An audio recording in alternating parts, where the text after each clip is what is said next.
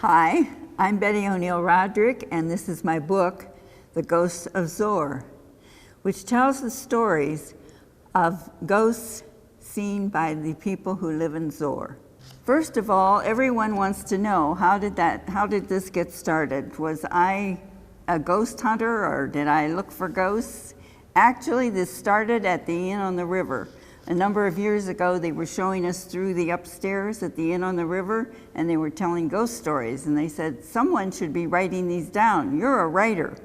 Why don't you write them down? So I started interviewing people, and the stories just came out of the woodwork. And so I put it all together into a book called The Ghosts of Zoar, which, by the way, an individual from California bought my book at Borders, came down and took the tour, and he's going to make a movie using the characters in my book. And the movie, his trailer for the movie is on YouTube right now. Zoar was settled in 1817 by a group of German separatists who came to America seeking religious freedom. In 1819, they formed the communal society, which became one of the most successful experiments in communal living in the United States. They were in operation until 1898, when they disbanded and divided the assets of Zoar among the members. But many of the buildings that were built by the separatists are still standing today, and the village retains the simplicity and charm of a bygone era. The Ohio Historical Society owns and operates 10 of the buildings as museums. Tales of the separatists have been handed down from generation to generation. Some people say they can still feel the presence of the early pioneers who may have decided to make Zoar their permanent home. We've operated the lantern tours of the Ghosts of Zoar for the past 20 years. Taking a number of people through the village, telling stories as they were told to us. Sometimes people even stop me on my tour to tell me what happened to them. Do you know what happened to me when I worked there? Which is always interesting. There are many ghosts who make their presence known in and around the old Zoar Hotel, which was built by the German separatists in 1833. Many rich and famous people visited the hotel, including President William McKinley, who often dined at the hotel on a Sunday afternoon. Today, the hotel looks deserted. It's awaiting restoration as a visitor's center. However, on quiet summer nights, the sound of a great party can sometimes be heard in the hotel. Lights flicker and then grow dim. Laughter, music, and the sound of glasses tinkling echoes through the empty rooms. Over the years, children playing in the village heard the sound of a baby crying in an upstairs room, and they were insisting that the sheriff go in and look for this baby because they were sure a baby had been abandoned. But no baby was ever found. Actually, the hotel was empty. In one upstairs room, a cradle rocks mysteriously. The hand that rocks the cradle, could it be Mary Ruth's hand? She came to live and work at the hotel at the age of 17, and she worked there her entire life. Actually, she rocked many babies at the hotel. The mysterious late-night parties emanating from the hotel could be the notorious parties that were held in the late 1800s by Alexander Gunn. Everyone who was rich and or famous attended Gunn's parties, including the separatists. Gunn began his life as a poor boy, but during his lifetime, he amassed a huge fortune. He first visited Zoar in 1879, and he immediately fell in love with the quiet, peaceful village. So he decided to make Zoar his home. Now, he was an enigma to the separatists because although they were religious, he was an agnostic. He did not believe in God or religion, but he did believe in reincarnation. For some reason, the trustees accepted Gunn, even though he was neither religious nor was he German. However, his presence was disconcerting. He purchased a cabin called the Hermitage, which still sits at the edge of town, but he actually lived at the Zoar Hotel, and the cabin became his own private club. When Gunn threw a party, everyone drank. In fact, at times, the chef had a hard time getting the meal on before he passed out. But dinner at the Zoar Hotel was only the beginning of the evening, because after dinner, Gunn and his guests retired to the Hermitage, where the parties continued until the wee hours of the morning. Can you imagine what this did to this quiet, peaceful village of Zoar? Gunn died on one of his trips abroad, and his remains were returned to Zoar for burial. His friends dug his grave at the edge of the cemetery, and as they worked, they toasted this man that they had all loved. Well, one of the workers had too much to drink and fell into the grave, only to come out the next morning, just as the funeral procession wended its way up the hill. Now, during the 1960s, a family named Ostergaard owned the Zoar Hotel. Mrs. Ostergaard dressed a doll in Zoar-style clothing and placed it carefully at the bottom of the landing. Later, she found the doll at the bottom of the steps. Now, she quizzed the employees, accusing them of moving her doll, and they said, "We didn't move your precious doll." But one day, when she was alone, she placed the doll at the top of the steps, and sure enough, there it was at the bottom of the steps later in the day. Now, across from the Zoar Hotel is the Cobbler Shop. This is an antique-filled bed and breakfast. Guests are invited to step into the past when they visit this beautifully restored 19th century home. Each guest room has been decorated with original antiques dating back to the early 1900s. And the innkeeper provides a written history about many of the pieces in each room. However, she warns guests, don't be surprised if there's a knock on your door in the middle of the night. Don't get up to answer it. It's just the ghosts of Zoar playing a trick on you. Late one night, two young sisters were driving back to Zoar on the road south of town when they ran out of gas. They were feeling very grown up since the older sister had just gotten her driver's license. So they decided to walk back to town. It was a clear summer night and the moon was shining as they proceeded along the road. Up ahead in the distance, the older girl noticed there was a stranger walking along the road. The man was dressed in some sort of period costume with a tall hat, and as he walked, he appeared to be reading a book. Now, this was a small town, so everybody knew everybody else, but this stranger, no one knew. Since she did not want to alarm her younger sister, the girl said nothing. But after they got home safe and sound, the young girl asked her sister, "Why do you suppose that young man was reading a book in the dark?" So if you're out on the road south of town on a summer night, don't be surprised to see a man reading a book as he walks along. Now, the Cider Mill was built in 1863 at the height of the communal society. Today, it's a lovely bed and breakfast. The building has been completely renovated, and there's a beautiful 3-story spiral staircase connecting each level. But visitors can't help but wish the parlor's massive 100-year-old brick wall could talk. What tales it could tell. There is a story about an Indian who makes his presence known for those who work with wood. He's a long-standing ghost of Zoar, dating back to the time of the separatists, when he was known as the Old Indian. Now, the previous owners of the hotel reported they didn't see any ghosts, and I think they were actually a little disappointed. One day, the lady of the house was getting ready to go out, so she laid out her garments and went in to bathe. When she returned to her bedroom, one of her undergarments was missing. She was ready to blame that old Indian until she came downstairs and found the family dog running around in her brassiere.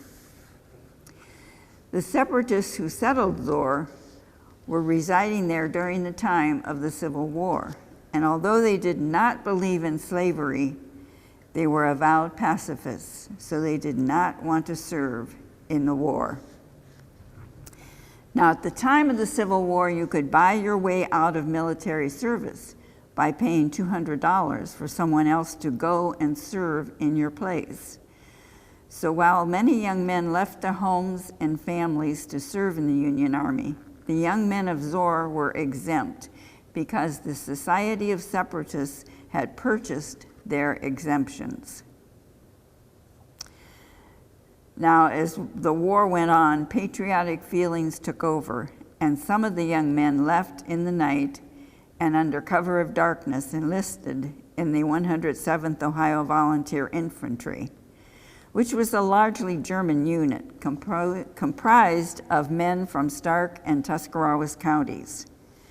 Their families must have known they were going because they gave them a psalm to carry in their pocket to protect them. These young men stayed pretty much together throughout the Civil War, and they became known as the Zoar Boys. A book was written about them called Zoar Blue. One night, the old Indian paid a visit to the cabinet maker, and he informed him that the Zoar Boys were fighting in a fierce, horrible battle. He asked the cabinet maker to please reassure their families that the Zoar Boys were all right and that they would survive the battle. It wasn't until much later, when the newspapers arrived, the separatists realized their Zoar Boys were fighting in the Battle of Gettysburg. After the war, most of the boys did return to Zoar and were accepted into the families. Now, the boys' dormitory is very interesting. This is where children went to stay, boys went to stay from the age of 3 until they were 10 years old. It has been completely restored by David Winter, who is an ex-FBI agent. He had actually passed through Zoar on his way to meetings at Atwood Lake, and the picturesque village captivated him. As his retirement drew near, he decided he would spend his retirement years in Zoar.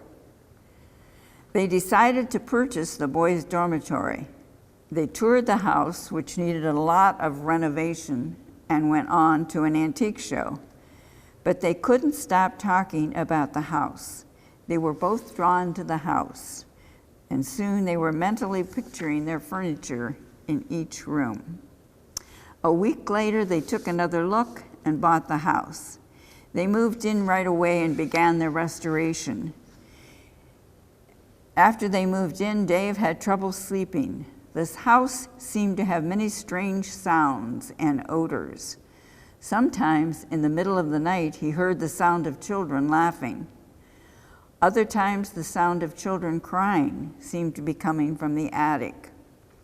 Their daughter enrolled in the local high school, and when she went to meet the other kids, they said, "Where do you live?" And she said, "In Zoar." They said, "You don't actually sleep there, do you? Everyone knows that place is haunted." Pretty soon, Dave wondered what he had gotten himself into. In June, the grandmother came for their daughter's graduation. Now, they didn't want to scare her, so they decided not to tell her about the strange things that were going on in the house. The guest room is on the first floor, and grandmother slept there. The next morning, when she came out to breakfast, she asked, "Who were the people with the crying babies who came here last night?" Of course, no one other than the family had spent the night there. "I couldn't sleep for the sound of children crying all night." Only then did they tell her of the strange happenings in their restored home. Later in the summer, a family friend came to visit, and she was also given the first floor guest room. Now, this time they stayed up telling strange ghost stories, so she knew all about the strange happenings.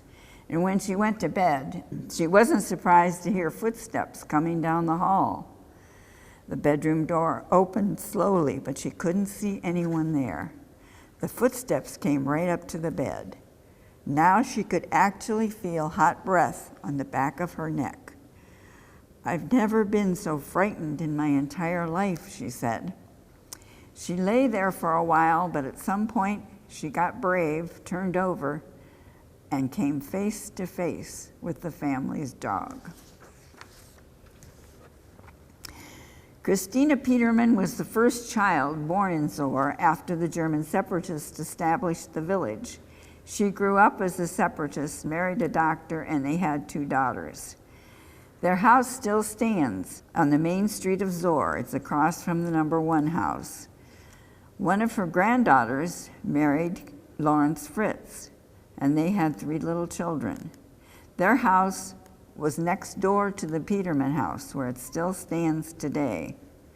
Now, Lawrence Fritz was an enigma to the separatists because he drank. He drank quite a bit. Not that they had anything against drinking. These were Germans, remember? They actually had beer breaks in the field. Probably the most active ghost in Zoar today is George. He's the ghost at the inn on the river. The inn was first built in 1829 to house visitors who came down on the canal boats.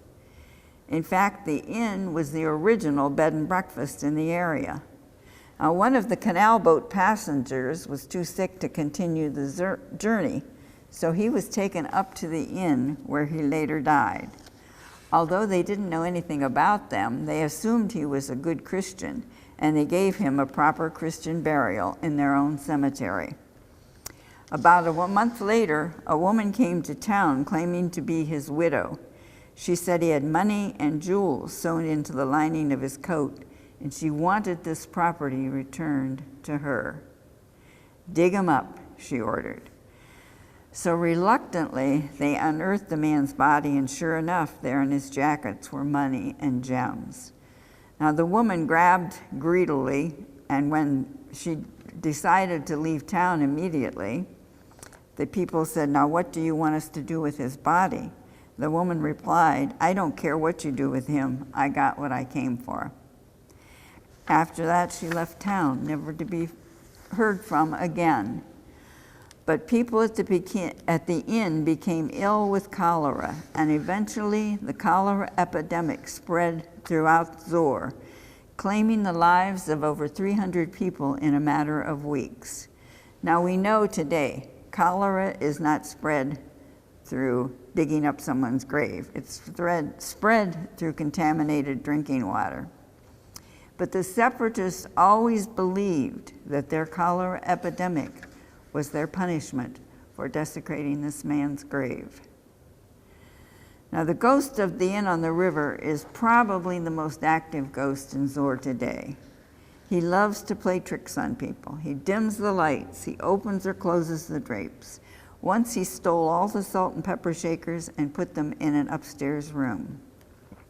Chefs at the inn tell of their adventures with George. Sometimes he turns on the stove when they come in with their arms full. He likes to rattle pots and pans. And sometimes they hear a heavy tray crashing to the floor with dishes. Guests dining at the inn claim to have seen George peering in the window, forgetting that they are on the second floor. Or a shadow will pass behind someone's chair at the dinner table, or his feet will be seen climbing the stairs. Painters remodeling the inn after a disastrous fire were startled by the sound of generator turning on, although there was no electricity in the building. Once a painter reported that someone tapped him on the shoulder while he was alone painting inside the building. George is a fun ghost who likes to play tricks on people, and he likes to be recognized.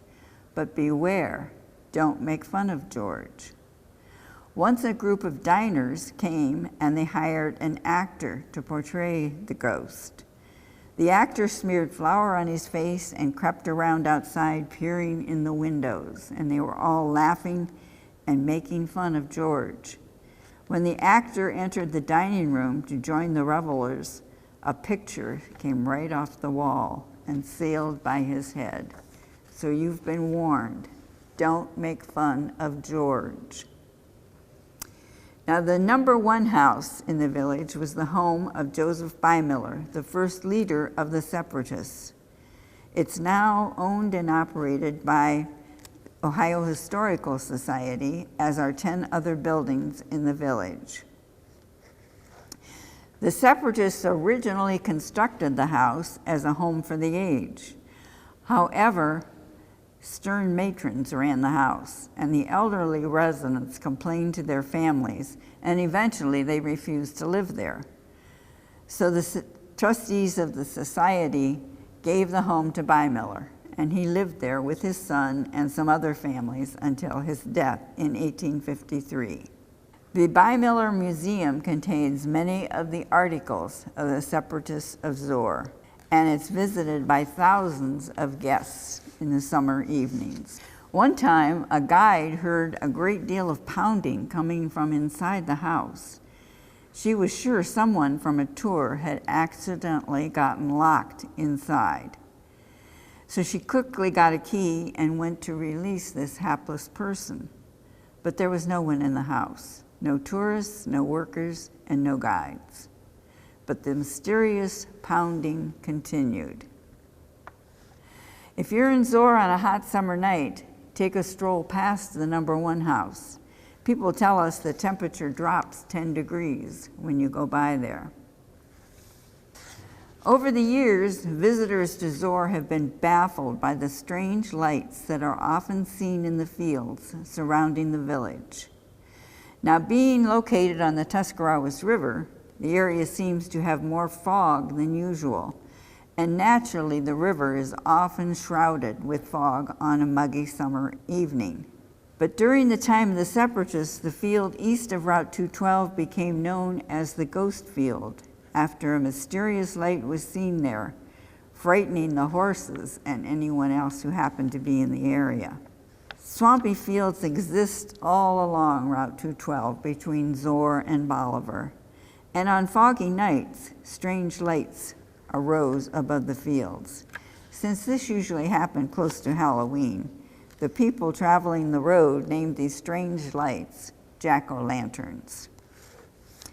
An astute school teacher warned the youngsters to stay away from these lights because if you got too close, an air pocket would form around you and that would take your breath away.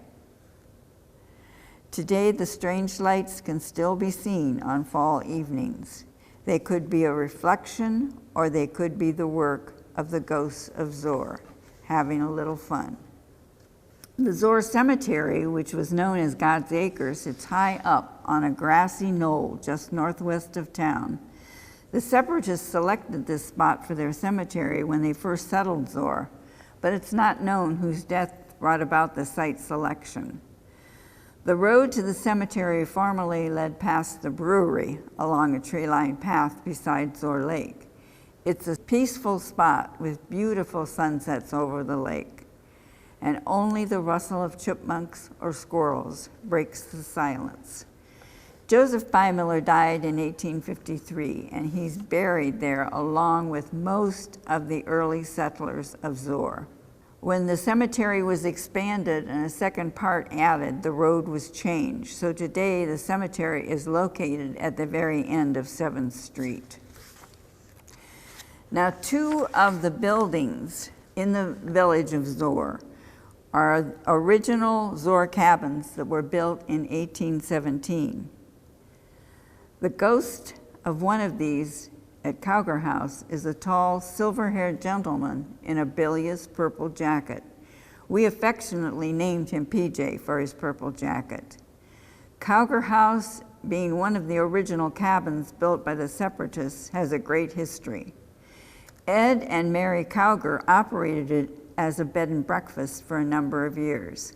They also used to serve delicious candlelight dinners to guests, sometimes with PJ in attendance. Now, Ed and Mary did a great deal of renovating before opening their bed and breakfast. They first heard about PJ from their neighbors who saw him peering out of an upstairs window. Now, being a former history teacher, Ed was interested in their guests. He hoped for a meeting with this resident ghost, but of course it was Mary who got the first ghostly experience. One night, while working late on renovations, Ed suggested they call in a night and go home. Mary was painting in an upstairs room, and she said, "Well, let me finish painting." So Ed said, "I'll lock all the doors and go home." A short time later, Mary heard the sound of the cabin door opening. Heavy footsteps crossed the downstairs room and began to climb the steps to the second floor. Mary heard a voice call out, "Honey, I'm home." She waited, but no one came upstairs. Was she hearing things? Cautiously, she peeked out, but there was no one in the hall or on the steps. Well, Mary was sure it was Ed. He must have returned and gone into the kitchen so he couldn't hear her. She waited a few minutes, but she certainly didn't want to go downstairs. But she decided to call their home, even though Ed wouldn't answer because he was downstairs. Imagine her shock when Ed picked up the phone on the first ring. "Oh, you're there," Mary said. "Where else would I be?" he replied. "I said I was going home. I'm in bed." Hearing the alarm in Mary's voice, Ed rushed back. "Did something happen?" "Uh-huh," Mary could reply. "Stay put, I'll be right back." Ed returned to find the doors and windows locked, just as he had left them. And although they searched the cabin, they could not find a trace of their midnight guest. Now, the silver-haired gentleman in a purple jacket has been seen by a number of people who stayed at Cobbler House. A few years ago, the Cowgers had a guest from Cleveland who inquired, "Do you have any ghost stories about this place?" Oh boy, did they. The Cowgers told him about PJ, the tall, silver-haired gentleman in the purple jacket. At the end of the story, all the gentleman could utter was, "Oh my God." "Don't be afraid," Ed tried to reassure him. "It's only a story. But you don't understand. My hair is standing on end. I think that's my father." His father was a Cleveland physician who loved Zoar and visited frequently during the 1940s. He bought the cabin, which was known then as Zeeb's cabin, and he spent quite a few of his retirement years in Zoar. Now, the final piece of the puzzle slips into place. On a trip to the Orient, the doctor purchased a bilious-looking purple jacket, which he often wore around the cabin, hence the ghostly apparition we know as PJ. When the doctor died, he requested that his ashes be scattered in the center of the Zoar garden. This area, which surrounds the massive tree, is commonly called heaven. So many people ask to have their ashes scattered there, because that's one sure way to get to heaven, isn't it?